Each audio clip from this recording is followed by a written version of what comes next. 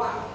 La Bible dit qu'il était dans un temps de célébration comme celui-là, où il fêtait son anniversaire. Et une jeune fille s'est tenue debout et elle a dansé devant le roi. Elle a célébré le roi. Elle a dit, voici mes dents sont là pour te retourner toute la gloire, pour te dire que tu es un roi, que tu es glorieux, que tu règnes sur cette nation. Et vous savez ce que le roi a fait? Il a dit à la jeune dame, demande tout ce que tu veux. Alléluia. Qu'est-ce qu'il lui a dit? Il dit, demande tout ce que tu veux, je te donnerai. Ça, c'était devant un homme. Mais nous sommes dans la présence de Dieu pour célébrer une année, 365 jours, pendant lesquels il s'est manifesté glorieusement au milieu de nous. Et nous devons de faire quoi? De nous célébrer. De tenir debout tout à l'heure pour nous accompagner dans des louanges victorieuses. Si tu es comme cette jeune fille, je sais que quelque chose va se passer dans ta vie pour l'histoire de Jésus. Donc j'aimerais encourager chacun de nous de se tenir debout et de célébrer Dieu pour ses signes et les prodiges, pour les témoignages, pour sa parole qui n'a pas manqué sur cet autel. Lèvons-nous sur nos pieds et dansons avec la chorale pendant qu'elle nous prépare. On voit la victoire sur l'adversité. Donc le terme que je voudrais partager avec vous ce matin, c'est vaincre l'adversité. Dis avec moi, vaincre l'adversité. Je n'ai pas entendu. 1 Corinthiens chapitre 2, le verset 14, Paul disant, grâce soit rendue à Dieu qui nous fait toujours triompher en Christ. Grâce soit rendue à notre Dieu qui nous emmène d'être victorieux de tous les combats qui nous sont imposés et dans lesquels nous sommes engagés. Bien aimé, je voudrais commencer par te dire que sans adversité, il n'y a pas de victoire. Et sans adversaire, il n'y a pas de vainqueur. Plus votre adversaire est grand, grand également, grand du moins sera votre victoire. Vos batailles sont nombreuses, vos victoires également seront proportionnelles à vos batailles. Amen. Dans le livre de 1 Corinthiens chapitre 16, le verset 9, Paul dit une grande porte m'est ouverte. Une grande porte d'un accès efficace m'est ouverte, mais les adversaires sont nombreux. Et je voudrais te dire que derrière chaque adversité, il y a un gain, il y a une victoire. Ne regarde pas l'adversité comme étant une source de nuisance à ta vie, mais regarde chaque bataille comme étant l'opportunité de progresser et l'opportunité d'avancer. Le Seigneur ne nous promet pas une vie tranquille et sans bataille, mais il nous assure la victoire dans les combats. Dans le livre de Jérémie chapitre 1, le verset 19, il dit, ils te feront ils te feront.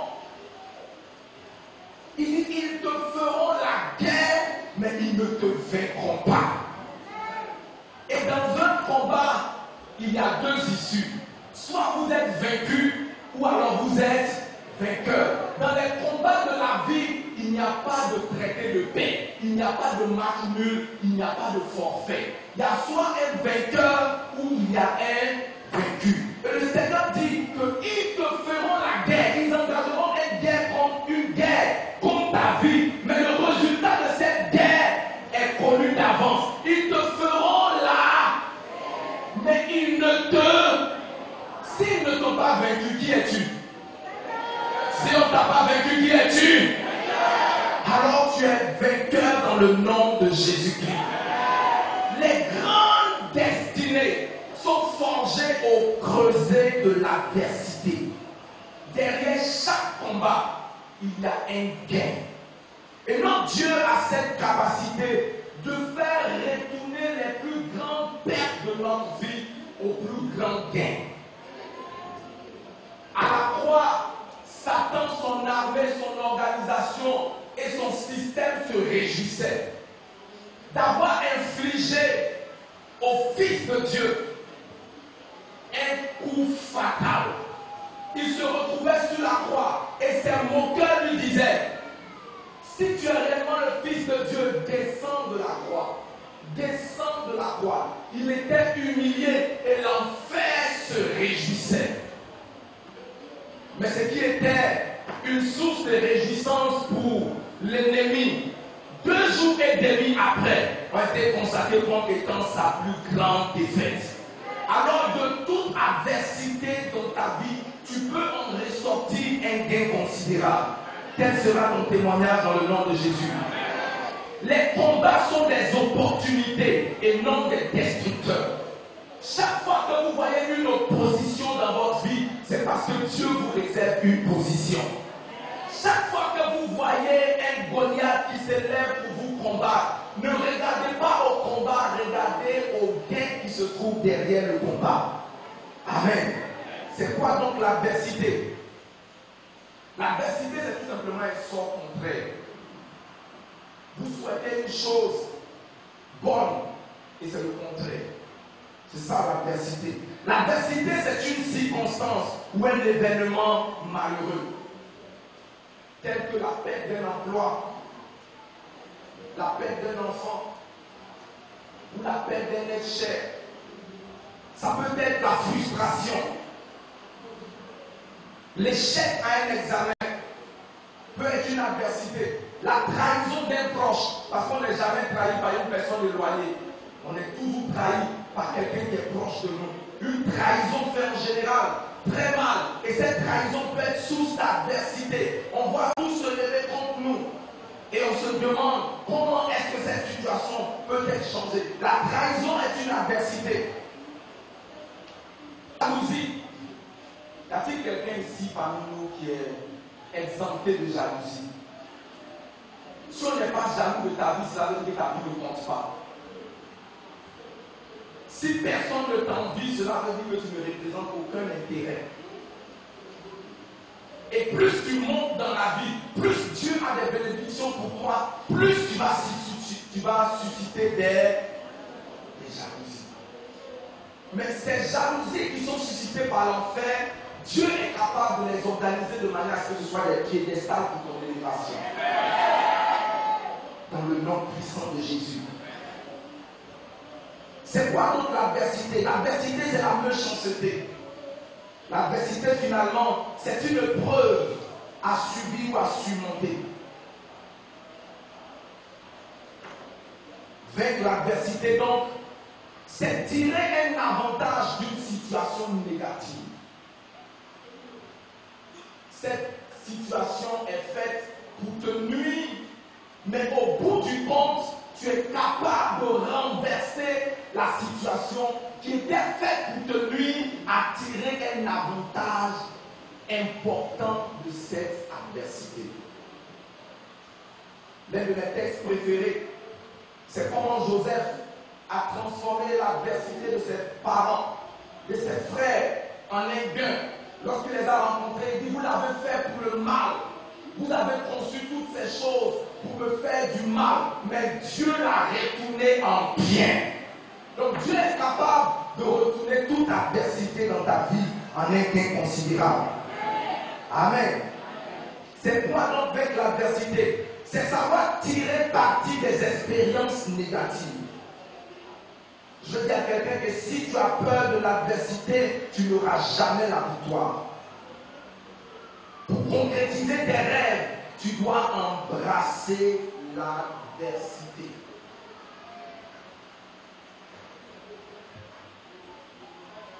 Les moqueries de ta vie peuvent devenir, au lieu d'être des sources d'amertume, une source d'inspiration pour créer ton miracle. Et en cela, je voudrais prendre l'exemple de Anne, de son mari, Elkanah, et de sa rivale Pénina. Pénina était là pour se moquer de Anne. Elle se moquait d'elle, tandis que son mari la consolait. Et je vais vous dire que dans la vie de Anne, celui qui a joué un rôle décisif, ce n'est pas celui qui l'a consolée, mais celui qui s'est moqué d'elle. Celle du moins qui s'est moquée d'elle. La plupart du temps, les gens qui vous consolent et qui viennent vous dire Yako, vous maintiennent dans le statu quo. Mais ce sont ceux qui se moquent de vous, qui vous poussent à l'effort, qui vous poussent à aller de l'avant. Son mari lui disait, ma chérie, ça va aller. Elle dit, je n'ai pas besoin de consolation, j'ai besoin de transformation. Très souvent, ce dont on a besoin, on aime que les gens aient pitié de nous. Je n'ai pas besoin que les hommes aient pitié de moi, je veux que les hommes célèbrent la fidélité de Dieu. Il y a certaines personnes, ils font face à tellement de difficultés qu'ils se plaisent dans leurs difficultés. Parce que le jour où la difficulté est enlevée de leur vie, il n'y a plus de raison d'exister. Ils aiment avoir l'apparence des problèmes. Pénina, chaque fois qu'elle était enceinte, au lieu d'être enceinte pour elle-même, elle était enceinte contre Anne. Il y a certaines personnes qui ont du succès, non pas pour vous, mais vous avez l'impression que leur succès est contre vous. Particulièrement quand vous avez grandi dans un foyer polygame et qu'il y a plusieurs femmes, ou alors votre père, même s'il n'y a pas eu plusieurs autres, il y a cette compétition. Elle s'est pleurée parce qu'il y a de mauvaises pleurs. Son mari venait la consoler. Vous dit, ma chérie, ça va aller. Accepte ta situation. De toute manière, je suis pour toi plus que 2 enfants. N'est-ce pas que je suis ton bébé? Elle dit, non, tu n'es pas mon bébé, tu es mon mari. Et la moquerie de Pénina, qui était une adversité, Pénina ne se moquait pas d'elle pour qu'elle ait un enfant. Pénina se moquait d'elle pour qu'elle soit amère. Pénina se moquait d'elle pour qu'elle soit triste. Mais la moquerie de Pénina a poussé Anne dans la prière. Et sa prière l'a menée à concevoir Samuel. Et quand Samuel est sorti de Anne, bien aimé, la Bible nous parle du nombre des enfants de Pénina, mais on ne parle pas de leur nom. On n'a jamais parlé du nom de ces enfants. On peut t'avoir renvoyé de ton emploi et quelqu'un peut se moquer de toi. Mais bien aimé, laisse-moi te dire que dans chaque adversité, dans chaque situation négative, il peut y avoir soit une source d'amertume ou d'inspiration. Le choix dépend de toi. Elle a choisi de prendre son amertume, de changer cette adversité pour son progrès. Elle s'est retrouvée dans la maison de l'Éternel. Elle a dit, Seigneur, qu'est-ce qu'il a poussé aux yeux? Quelqu'un a dit, quand les coups de la vie vous mettent à genoux, souvenez-vous que c'est la meilleure position pour prier. On vous a mis à genoux pour vous réduire. Mais sache que étant mis à genoux, c'est là la meilleure position pour chercher la face de Dieu, pour crier vers Dieu. Ce n'est pas le temps de pleurer, parce que les pleurs ne changent rien. On peut te donner des bassines pour que tu pleures, cela ne changera rien. Mais sache que dans chaque adversité, il y a un gain. La Bible nous parlait de Samson, qui devait faire face à un lion. Et le Seigneur lui dit, quand tu auras tué ce lion, tu verras dans le sein de ce lion du miel. Mais le miel se trouve dans le sein du lion qui était venu le tuer. Je vois le Seigneur transformer toute moquerie de ta vie en progrès. Dans le nom de Jésus. Nous voyons également l'histoire d'un certain Mardochée, qui avait un ennemi qui n'avait pas voulu. Quelqu'un qui était tout simplement jaloux de lui. Et un décret est sorti contre les enfants d'Israël. Et le décret devait être appliqué. Mais une chose s'est passée. Entre le jour et le décret, où le décret a été signé, promulgué, et son application, quelque chose est survenu. Chaque fois qu'ils voient une occasion, leur imagination est pleine de possibilités. Je voudrais que tu dises à ton voisin, il est temps de faire buter tes doutes. Il se demande, et si ça ne marchait pas? Et si ça ne marchait pas? Et si je fais ceci, que ça ne marche pas? Je voudrais que tu te mettes de l'autre côté pour te dire, et si ça marchait? Et si j'étais victorieux? Et si j'étais vainqueur? Les hommes qui ne remportent pas la victoire face au combat passent en dans leur tête, c'est leur faiblesse. Mais ceux qui remportent des victoires se concentrent sur leur force. David, face à Goliath, si David devait considérer ses faiblesses, il ne serait jamais sorti de la brousse. Il était trop jeune. Il n'avait aucune formation militaire. Il était désavantageux. Même son père ne l'avait pas considéré comme quelqu'un d'important. Mais il s'est appuyé sur quelque chose qu'il avait, son alliance avec Dieu. Il s'est présenté devant le combat en disant: qui est ce incirconcis pour insulter l'armée du Dieu vivant? Quelle que soit sa taille, quel est ce incirconcis? Et nous savons que la circoncision en Israël était le signe de l'alliance avec Dieu. Et quand vous êtes en alliance avec une personne ou avec une nation, ce qui appartient à cette personne-là vous appartient. Et ce qui vous appartient appartient à cette personne. Dis avec moi alliance.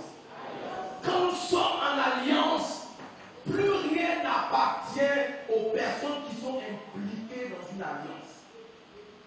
C'est pourquoi David avait compris que l'armée de Dieu, ou alors l'armée d'Israël était l'armée de Dieu. Il a pris sa fronde en s'approchant de Goliath avec cette parole dans la bouche. Tu marches contre moi avec la lance et le javelot, mais moi je marche contre toi au nom de l'Éternel que tu as insulté. Et même si tu me vois tout petit, cette fois je marche avec l'Éternel des armées qui est avec moi. Même si mes stratégies te semblent méprisantes, mon Dieu est tout suffisant. Ne te sous-estime pas. Tu es dans une alliance avec le Père. Le sang de Jésus qui a coulé à la croix est le sang de la nouvelle alliance qui est supérieur à l'alliance dans laquelle était engagé David. Tu sortiras victorieux de toute adversité au nom de Jésus. Les gens qui ne se saisissent pas des victoires très rapidement ne sont pas prêts à payer le prix de la réussite. Ils remplacent les buts par le plaisir. Ils se réjouissent de n'avoir pas échoué.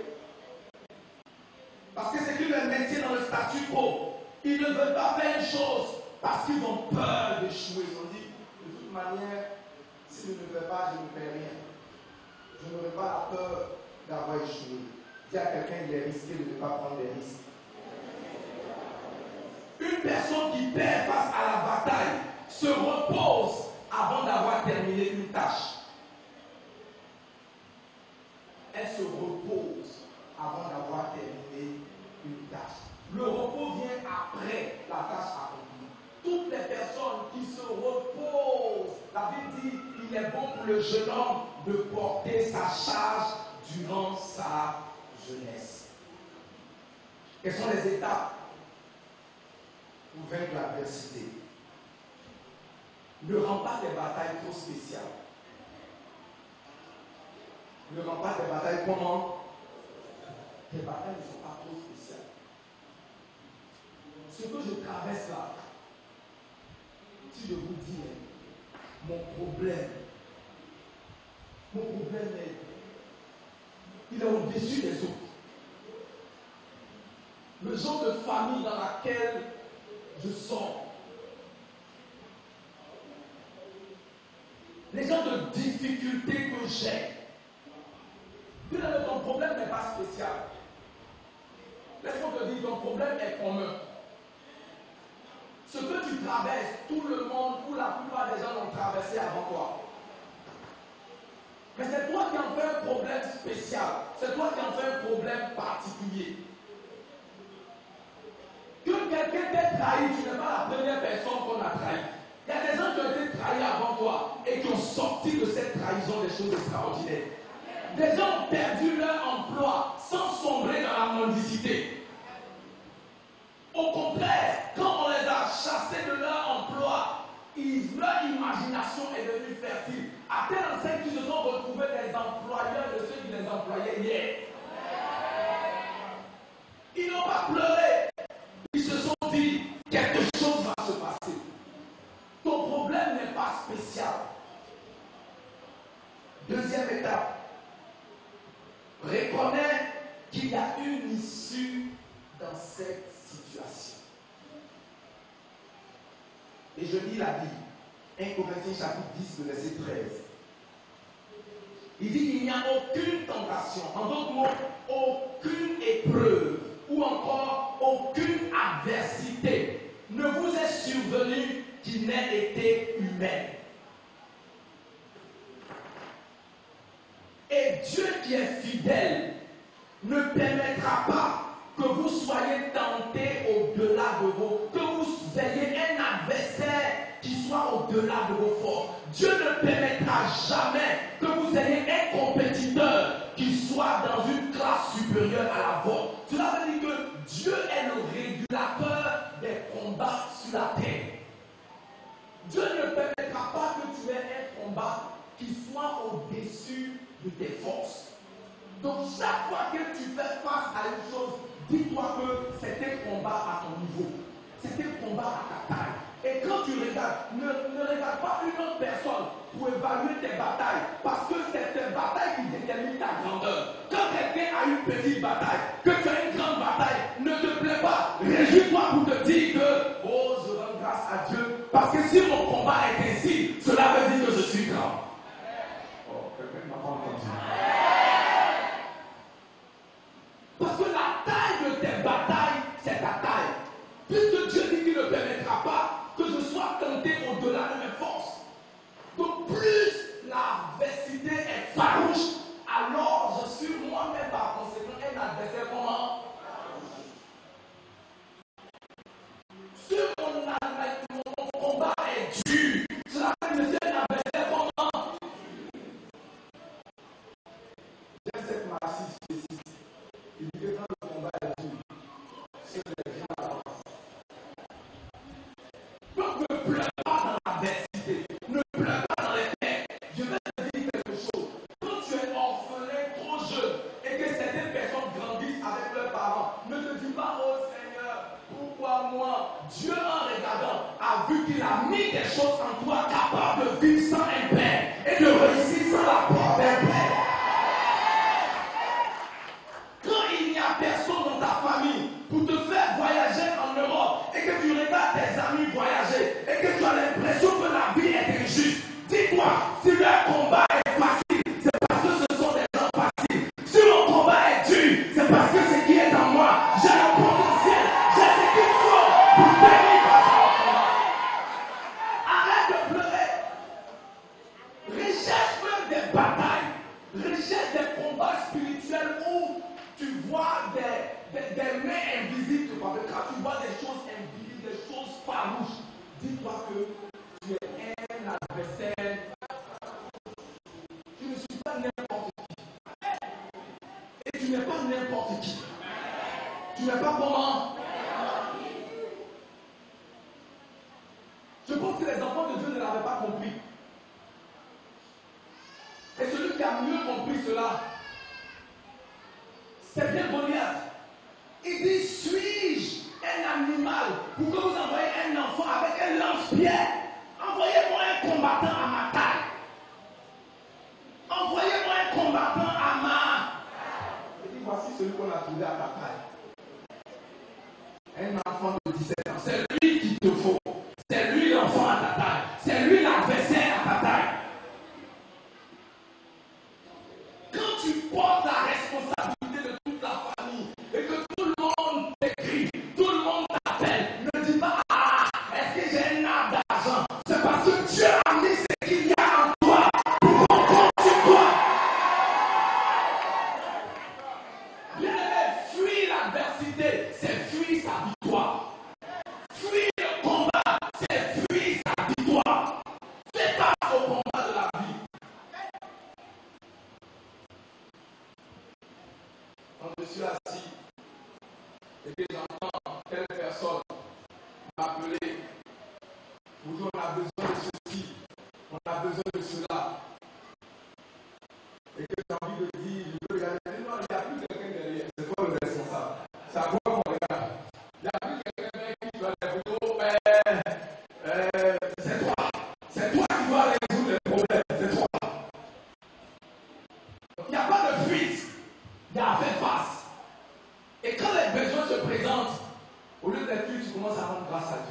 Seigneur, ta parole dit que tu ne permettras pas que je sois éprouvé au-delà de mes forces. Et qu'au milieu du combat, tu as créé une issue pour que je puisse sortir, pour que la bataille, pour que le combat soit supporté. Donc cela veut dire qu'au milieu de tout combat, au milieu de toute perte d'un emploi, au milieu de l'échec à un examen, au milieu d'un divorce, au milieu d'une situation négative, il y a une voie de bonheur. Il y a une voie, il y a une issue. Beaucoup de personnes pensent que leur vie, ils veulent être dans leur vie, être accompagnés. Être accompagnés. Le bonheur et la grâce m'accompagneront. Mais bien aimé, avant que David ne dise le bonheur et la grâce m'accompagneront, il a dit Dieu dresse une table devant moi en présence de mes. Donc il y a des adversaires avant qu'on ne te suive. Or, beaucoup de personnes, on veut que les gens soient pour nous. Que les choses soient pour nous. Que les gens disent du bien de nous. Que les gens parlent du bien. Que les gens disent tout ce qu'on dit de nous soit en. Ce n'est pas possible. Tu ne peux pas avoir tout le monde t'accompagnant. Tu as besoin des gens qui viennent contre toi. Et ce sont ceux qui viennent contre toi qui déterminent tes gains. Il y a un bénéfice énorme dans l'adversité. Bien aimé, l'adversité forge ton caractère. Non pas à devenir méchant, mais à devenir endurant. Les gens qui ont traversé des épreuves dans leur vie sont des gens endurants. Sont des gens robustes. Sont des gens forts. Amen. Troisièmement, prendre les étapes pour vaincre l'adversité. Première étape, ne rend pas des batailles trop spéciales. Deuxièmement, reconnaître qu'il y a une issue favorable. Troisièmement, regarde au gain et non à la peine. Regarde à quoi? Et non à la peine. Vous savez ce qui a motivé David à battre son adversaire Goliath? Pendant que les autres s'imaginaient morts, David était en train de discuter le gain des victorieux. Il allait dire à Saül, il dit, qu'est-ce qu'on va donner à celui qui va tuer ce Philistin? Qu'est-ce qu'on donnera? Pendant que les autres se voyaient morts, lui il était en train de demander le prix, le gain. Il dit, quelle est la récompense? Quelle est la récompense? Si je triomphe de cette adversité, quel sera le gain?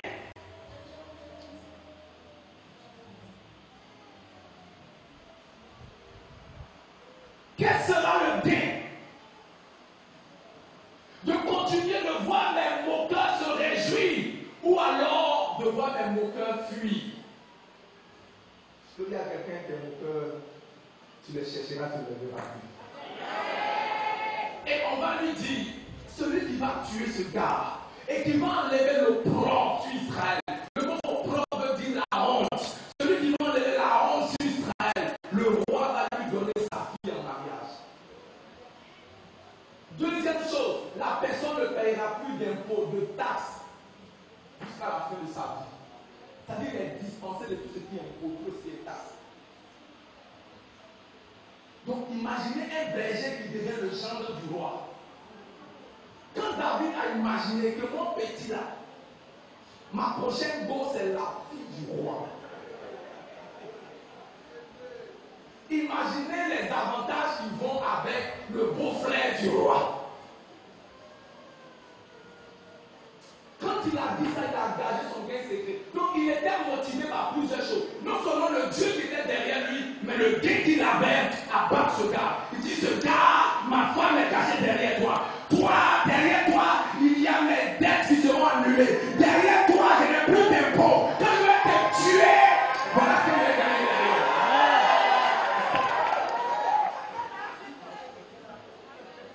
Hein? Oui, il n'y a pas de Malakai qui était derrière. Alléluia. Tu pleures devant la bataille, alors que la bataille cache un gain derrière. Comment vaincre l'adversité?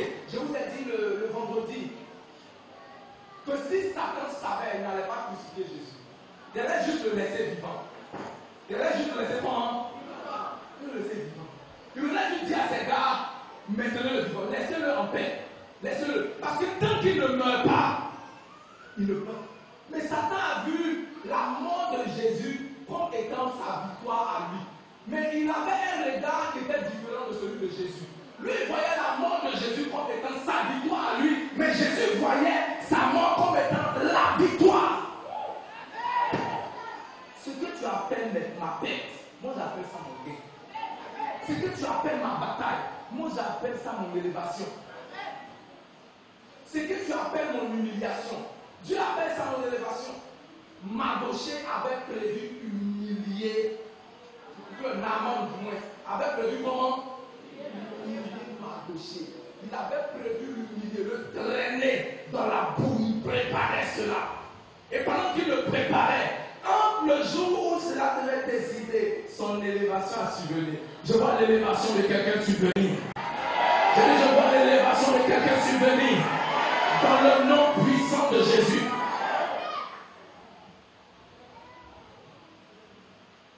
On combat ton mariage parce qu'il est bon. Parce qu'il y a quelque chose de bon derrière. On ne combat jamais quelque chose qui n'est pas bon. Dis Amen. Gloire à Dieu. Terminons.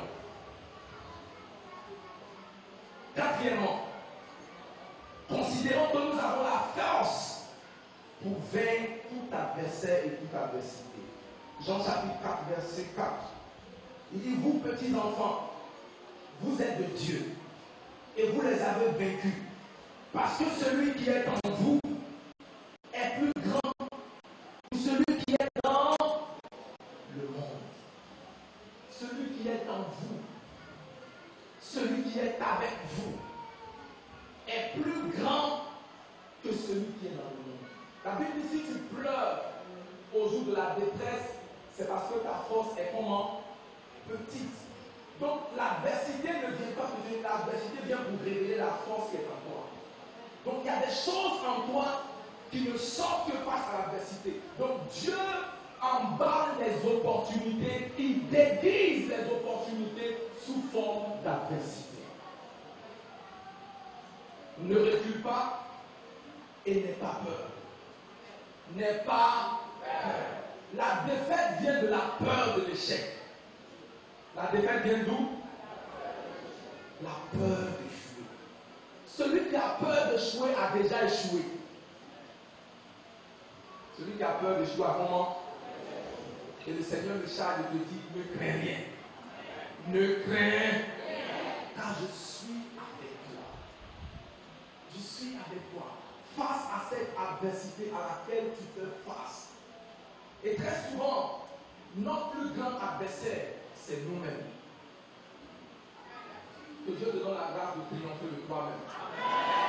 Ne pas donner toi-même. Que le Seigneur te donne la grâce de triompher de toi-même. Dans le nom puissant de Jésus. Ta stratégie doit être basée sur le Seigneur. T'appuyer sur ton Dieu et non pas sur tes forces. Quand tu fais face à une bataille, ne sois pas orgueilleux ou t'appuyer sur tes propres connaissances, ta propre intelligence, tes propres gens que tu connais. Quand tu as une bataille, par exemple, juridique, une bataille financière, ne cherche pas à chercher au fond de toi seulement qui sont ceux que je connais, qui est-ce que je peux appeler. C'est important, je ne dis pas de négliger cela, mais sache que les hommes peuvent te décevoir.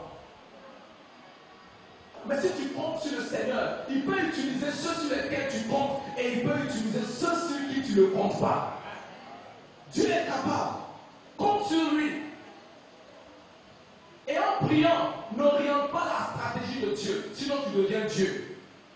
Seigneur, je remets mon combat en tes mains. C'est ce que Josaphat a dit.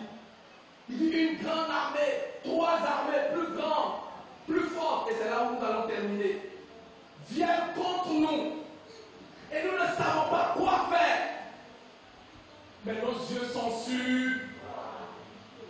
Ils viennent, ils sont nombreux, nos adversaires sont grands, sont nombreux, des situations insupportables, humainement parlant. Mais Dieu sait qu'au fond de nous, il a mis des ressources. Mais Josaphat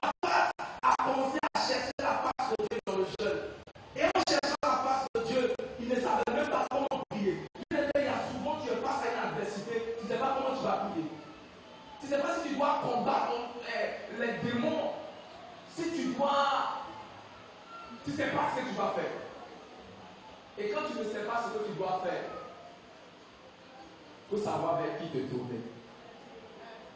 Seigneur, nos yeux sont sur toi. Nous ne savons pas quoi faire. Et le Seigneur va leur donner une instruction. Il dit, présentez-vous. Et mettez Judas devant. Et au moment de la bataille, commencez à louer. Commencez à célébrer. Et pendant qu'il se mit à la Bible, au moment où on commençait les chants et les danses, au moment où on commençait comment? Les danses. Qu'est-ce que Dieu m'a dit par rapport à la louange? Qui a regardé catch avant?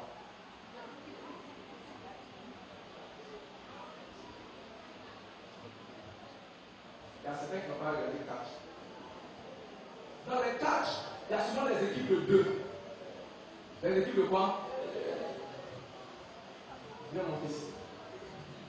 Lui et moi, nous sommes dans la même équipe. Et puis le chef Aubin et puis quelqu'un d'autre sont dans une équipe. Mais nous, on va les frapper. On va les comment? Ne regarde pas leur taille. C'est les Goliaths. Nous sommes les David. On va les botter, les taper normalement. Alléluia. Amen. Et vous savez qu'en catch, pendant que les deux représentants des deux camps sont en train de se battre, il y a un système par lequel les aides peuvent intervenir dans la bataille. Et c'est quoi? Il faut que la personne tourne dans la main. Il tape dans la main. Donc pendant qu'on est en train de malmener, qu'est-ce qu'il a à faire? Il court il tire comment on appelle ça? Les cordes, il tire. Et l'autre également, dans la main. Parce que le seul moyen par lequel il va céder, passer la bataille à l'autre, c'est quand le tapant par la main. Bien aimé, ta louange est par le moyen par lequel tu tapes dans la main de Dieu. Et il descend sur le ring. Alléluia. Et quand Dieu descend sur le ring, comment tu connais l'issue de la bataille?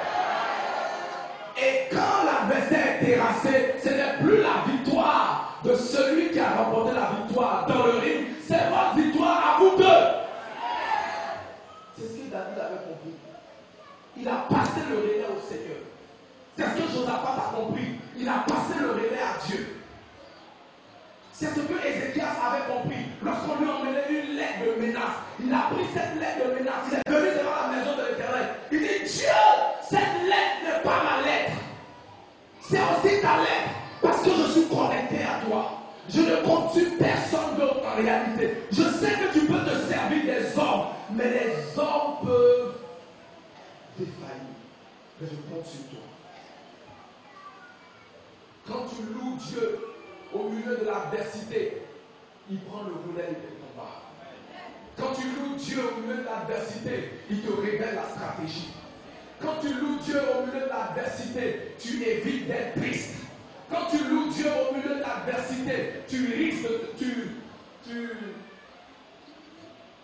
tu arrêtes de te plaindre. Il y a quelqu'un qui le sait. Et pendant que tu le loues ce matin, il prend le contrôle de ta vie. Dans le nom puissant de Jésus. Alléluia. J'avais prévu parler pendant 30 minutes, j'ai parlé pendant 27 minutes, et je peux m'arrêter là. Amen. Donc ce soir ne manque pas le culte. Le temps de louange et d'adoration, ce n'est pas un temps de divertissement, c'est un temps pour céder son combat à Dieu. Seigneur, il y a quelque chose que je suis en train de traverser. Il y a une difficulté, il y a une adversité farouche qui s'est levée. Je veux recevoir le temps. Seigneur, je comprends que mon problème n'est pas spécial, il est commun. Laisse la tête devant le Seigneur. Nous avons des adversaires différents. Et une adversité différente. En ce moment, je fais face à une adversité qui est différente de la sienne. Je veux que tu parles au Seigneur. Seigneur, cet adversaire à mon bureau. Seigneur, cette adversité à mon lieu de travail, dans ma famille.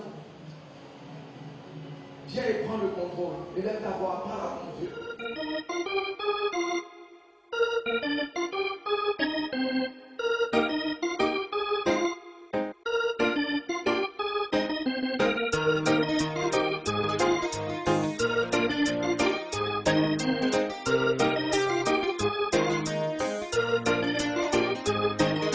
Ce que Dieu a donc fait pour moi, tu ne peux l'imaginer. Ce que Dieu a donc fait pour moi, tu ne peux le comprendre.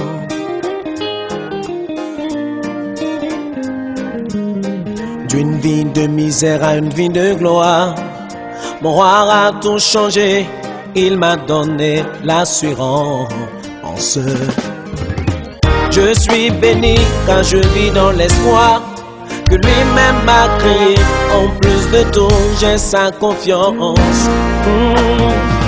Ce que Jésus a donc fait pour moi, je ne saurais te l'expliquer. Ce que mon papa a fait pour moi, je ne saurais te l'expliquer.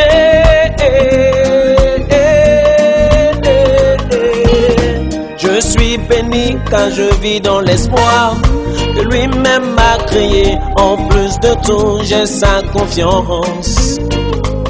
Fini ces moments où je me posais toujours des questions. De quoi sera fait demain, car mon avenir était incertain. Aujourd'hui je suis en paix, car mon roi m'a donné ce pouvoir de proclamer son nom. Voilà pourquoi je veux te dire aujourd'hui, oh, qu'il a fait des merveilles. Jésus a touché ma vie, il m'a restauré.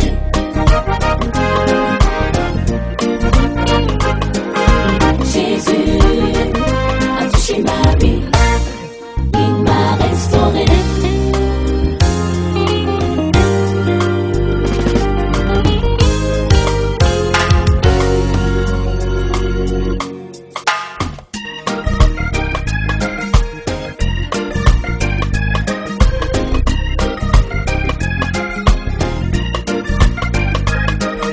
Ce que Dieu a donc fait pour moi, je ne pouvais l'imaginer. Ce qu'il est prêt à faire pour toi, tu ne peux l'imaginer. D'une vie de misère à une vie de gloire, mon roi a tout changé. Il m'a donné l'assurance.